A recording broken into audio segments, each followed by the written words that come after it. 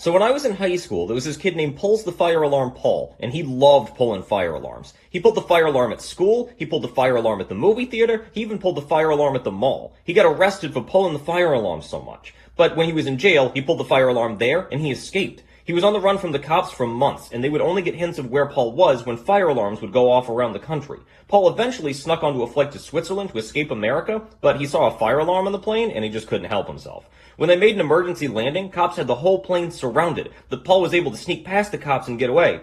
But then he pulled a fire alarm at the airport, and he got caught. Then they took him to a mental institution, and they put him in a padded room with no windows and no fire alarms. But when his birthday came around, they brought him a birthday cake, and they left it in the room with him. And then when Paul went to blow out the candles, the foam padding on the walls caught fire, and there was no fire alarm for Paul to pull. And Paul and everyone in the mental institution ended up dying in the fire. Paul was actually buried at the fire department, and they put a fire alarm inside his casket.